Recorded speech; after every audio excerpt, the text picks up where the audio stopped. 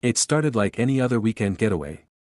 I had driven hours from the city to my secluded lake cabin, nestled in the middle of a quiet forest where the hum of civilization seemed like a distant memory. The sun reflected off the water, casting golden glimmers across the surface, while the faint rustle of leaves in the wind created a soundtrack of pure serenity. This was my sanctuary, the place I escaped to when the stress of bills, emails, and city noise became unbearable. Little did I know, by the end of this weekend, my peaceful retreat would become the epicenter of a nightmare, one that started with a single, sharp knock at the door. I had barely unpacked my car when the knock came. It was insistent, abrupt, almost violent, like it was announcing the arrival of a storm rather than a visitor. Peering through the window, I saw her, the quintessential HOA Karen. A woman whose very presence seemed to scream entitlement. She was in her late 30s, impeccably dressed as if she had just stepped out of a country club, her blonde bob haircut perfectly styled, and her icy blue eyes fixed firmly on my cabin as if she already owned it. There was a folder tucked under her arm, filled with what I could only assume were her demands, letters, or some form of HOA rules she was determined I was violating. Her timing was impeccable. Or so she thought. I had a very important meeting scheduled that afternoon. One I had kept secret from everyone, even my closest neighbors. The meeting wasn't just routine, it was high stakes, involving the state attorney general. I had spent months coordinating it, ensuring privacy and discretion. And now, with Karen standing at my doorstep, none of that mattered. Karen didn't bother with pleasantries. She barged onto my property without waiting for an invitation, stomping across the gravel driveway as though she had every right to survey my land. Each step she took seemed to echo with authority in her own mind. I opened the door, not because I wanted to, but because I had to. I had to see the damage control I was walking into, and more importantly, I needed to manage the situation before it spiraled out of control. From the moment she stepped inside, the atmosphere shifted. The cabin, which had felt like a sanctuary, became a stage for conflict. Karen moved with purpose, her eyes scanning every corner as if she were appraising a property she believed was beneath her standards. She didn't ask questions or introduce herself. She simply began pointing out infractions, real or imagined. The chipped paint on my deck, the slightly overgrown shrubs, the placement of my dock, all of it became evidence in her relentless audit of my life. I tried to remain calm, reminding myself that HOA Karen types were predictable. They thrived on control, bureaucracy, and the illusion of power. But today was different. Today, her intrusion wasn't just a minor nuisance. Today, it intersected with something far bigger, far more consequential. While she was busy documenting every perceived violation with the fervor of a detective, I glanced at the clock. My meeting would begin any minute. The state attorney general was already on their way, a fact Karen could never anticipate. My mind raced through possible scenarios. Could I ask her to leave without creating a scene? Could I keep her distracted until my guest arrived? The problem was, Karen wasn't just persistent, she was relentless, fueled by a sense of righteousness that bordered on delusion. Minutes stretched into eternity. She marched around my cabin as though she owned it, flipping through my personal files that were accidentally left on the counter. My pulse quickened. Every tick of the clock reminded me that my high-level meeting was only moments away, and yet here I was, trapped in my own home with a self-appointed property police officer. Finally, Karen paused, her attention snagged by a framed photograph on the mantel. It was a picture of me at a charity gala, standing beside a prominent political figure. Her lips pursed as she examined it, clearly unimpressed. In that moment, I realized she had no idea who I was hosting today. She didn't know that I was about to sit down with the state attorney general, someone who commanded authority and respect far beyond the confines of my HOA. The tension in the room was palpable. I could feel the energy shift, like the calm before a storm. Karen, in her oblivious pursuit of control, had unknowingly stepped into a space where her usual tactics wouldn't work. This wasn't a neighborhood committee meeting or a parking dispute anymore, this was potentially a federal-level incident waiting to unfold. I took a deep breath, weighing my options. I could confront her directly, demand she leave, risk escalating the situation. Or I could try to manage it quietly, buy time until my guest arrived. The choice seemed simple in theory, but in practice, it was a delicate dance. One wrong move could turn a minor HOA annoyance into a viral disaster, and then, the unthinkable happened. Karen's phone rang. She answered it without a moment's hesitation, her tone sharp and authoritative. I didn't catch the details, but from the expressions on her face, it was clear she was coordinating with others, likely more HOA members, reinforcing the notion that she had no respect for boundaries. She was about to make this confrontation far worse. And there was nothing I could do to stop it. As I moved to intercept her, the front door swung open again, this time with a level of urgency that made my heart skip a beat. A tall, imposing figure stepped in, carrying an air of authority that immediately commanded the room. It was the State Attorney General, exactly on time, walking straight into the unfolding chaos. Karen froze mid-sentence, her eyes widening as she processed the unexpected reality. The air thickened with tension, a collision of entitlement and legitimate power, and I knew the next few minutes would determine the outcome of this entire ordeal. It was in that moment that I realized how precariously the situation had balanced until now. One wrong move, one careless word, and the story would not only ruin my weekend but could also become a viral nightmare online. Karen's bravado collided with the unassailable authority of my guest, and suddenly, my quiet lake cabin had transformed into a stage for one of the most surreal confrontations of my life. The room fell silent for what felt like an eternity, every second stretching longer than the last. Karen's expression flickered between confusion, defiance, and disbelief, as if the rules she had lived by for so long were being rewritten in real time. I stood frozen, caught between managing my uninvited guest and ensuring the safety and professionalism of the meeting that had brought me here in the first place, and that's when it happened, the moment that would define the weekend, and perhaps the entire summer. Karen made her move, stepping forward as if she could assert control over a situation clearly beyond her understanding. But what she didn't realize, what she couldn't possibly have anticipated, was that the authority in the room was not hers to command.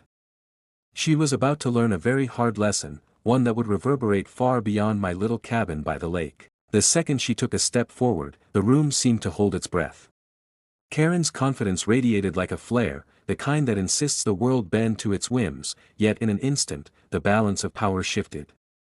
She didn't recognize the man who had just entered, the State Attorney General, someone whose authority dwarfed the petty power she wielded in her neighborhood association.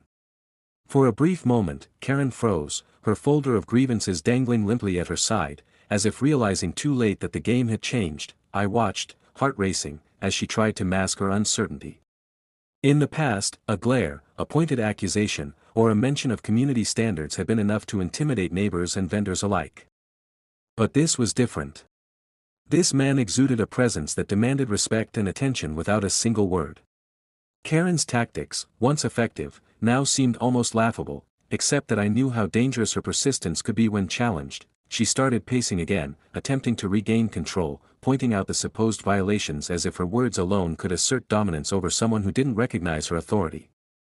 But each complaint landed with less impact than the last. The Attorney General, without a trace of irritation, simply observed, noting the intensity in Karen's eyes and the careful details she obsessed over. It was clear he was taking it all in, weighing her claims, and assessing the scenario with the impartiality that only someone in his position could maintain. As Karen grew more frantic, I realized that my initial fear of confrontation was now replaced with anticipation. The situation had transformed into a spectacle.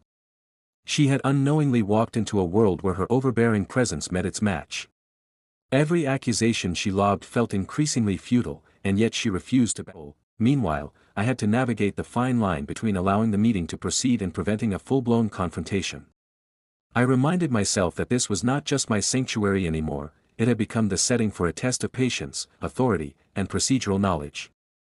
Karen was about to learn that the rules of her HOA did not extend to interactions with state officials, and she was about to experience firsthand the consequences of overstepping boundaries. Then, the moment came when she opened her folder. Pages spilled out, meticulously organized yet overwhelming in their sheer volume. They contained citations, complaints, and photographs, all carefully documenting every inch of my property as if she were preparing for a tribunal. She waved them around, expecting me to cower or apologize, but instead, I saw the opportunity to subtly control the narrative. The Attorney General, standing quietly at the corner, finally spoke, not harshly, but with the authority that silenced even the most persistent voice.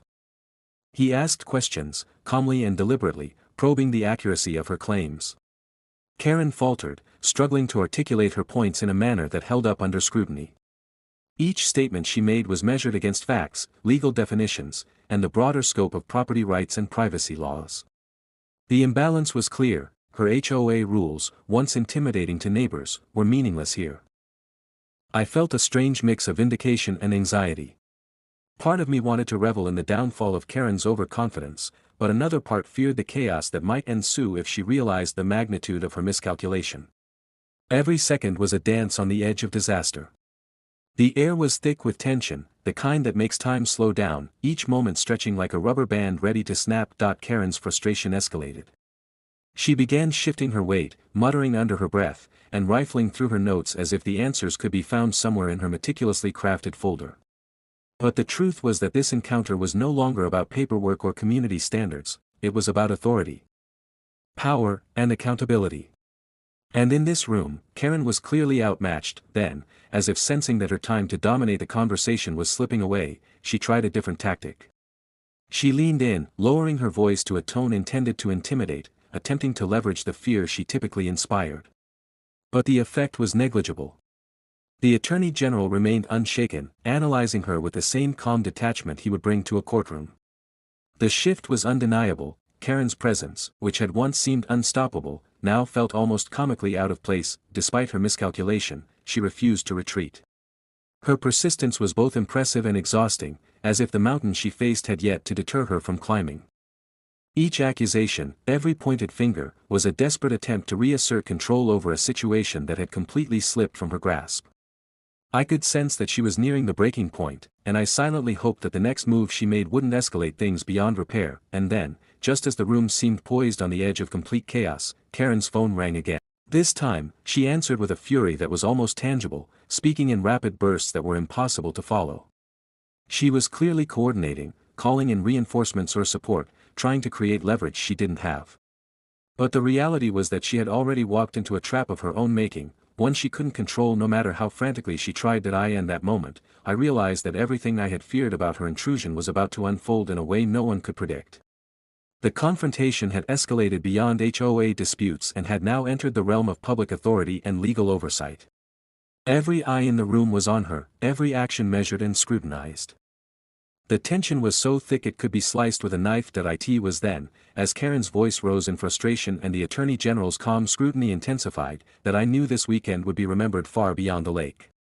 Her misstep had set into motion a chain of events that would not only embarrass her but also serve as a cautionary tale for anyone who believed that their HOA powers could extend to every corner of the world. And just when I thought the storm might finally pass, Karen made a move so bold it could only be described as catastrophic. She stepped across the cabin floor, reaching for something that I realized could change the entire dynamic of the encounter. The room froze. Every heartbeat echoed in the space. And I understood, in that instant, that the real drama was only just beginning. By the time Karen made her fateful move, it was clear that the room had become a battlefield. Her confidence, once so blinding, was starting to crumble under the weight of authority and scrutiny. She had always thrived in small, contained spaces, neighborhood meetings, casual confrontations, the whispered judgments of neighbors, but this was a space she could not dominate. The Attorney General's presence created an invisible barrier, a force field of legitimacy and power that rendered her usual tactics useless. Karen's hand hovered over the counter, reaching for a document she likely believed would reinforce her claims. I watched carefully, aware that even the smallest action could ignite a confrontation beyond anyone's control. The air was heavy with anticipation, and the silence was deafening. Outside, the lake reflected the sunlight as if mocking the absurdity of the scene unfolding inside. Then, as if sensing the futility of her efforts, Karen made a series of mistakes that only compounded the chaos. She spoke over the Attorney General, repeated herself, contradicted her own notes. Each misstep was met with a calm, piercing observation from the man in authority. He asked pointed questions that revealed inconsistencies in her story, each one chipped away at the facade she had built over years of HOA dominance. Karen's frustration became visible, her face flushing with the realization that the usual rules did not apply here. The folders in her hands trembled, not just from nerves, but from the sheer absurdity of the predicament she had engineered for herself. She attempted to pivot, suggesting compromises and citing regulations, but the room's energy had shifted, and for a moment, it seemed as if she would regain her footing. But the call only served to escalate the situation.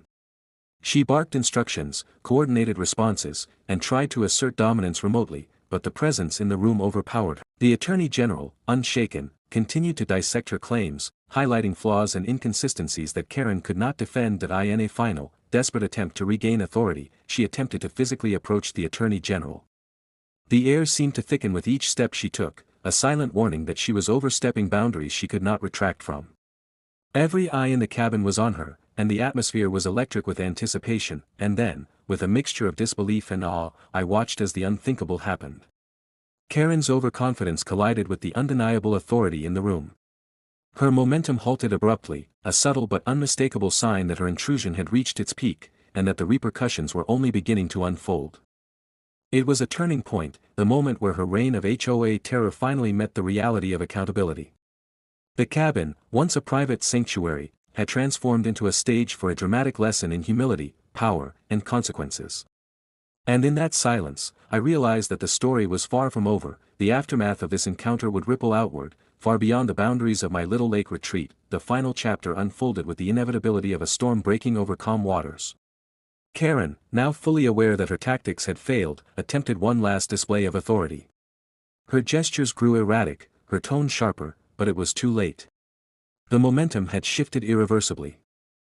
The state attorney general's measured presence dominated the room, transforming what had started as a petty HOA confrontation into a lesson in the limits of entitlement. I observed quietly, knowing that any intervention on my part could either escalate or diffuse the situation. The cabin, once a retreat from the world, now felt like the epicenter of a viral spectacle. Karen's miscalculations had led to a public unraveling of her carefully cultivated persona, a spectacle that would linger in memory long after she left. With each passing moment, her resistance waned. The folders, the citations, the pointed fingers, all of it became meaningless against the authority in the room. Her insistence on control now bordered on comical, a stark contrast to the calm scrutiny she faced. She realized, finally, that power was not inherent in status or rules, but in presence, authority, and legitimacy. The Attorney General, in his final remarks, addressed the room with clarity and gravity. Every point dismantled Karen's arguments, every observation highlighted the futility of her intrusion. And as he spoke, the weight of accountability settled over the cabin. Karen's posture shifted, the fire in her eyes dimming into resignation. I felt a strange mix of relief and vindication. The cabin, my sanctuary, had survived the ordeal. Karen had overstepped, and the consequences were laid bare. What began as a single knock on the door had evolved into a profound reminder of boundaries, authority, and the unexpected chaos that could erupt when entitlement collided with reality. As she finally turned to leave, the room exhaled collectively. The lake outside shimmered in quiet contrast to the storm that had passed within the cabin. Karen's departure was not triumphant, nor was it peaceful. It was a retreat, a concession to the reality she had ignored. In the aftermath, I reflected on the events with a mix of awe and disbelief. The intrusion,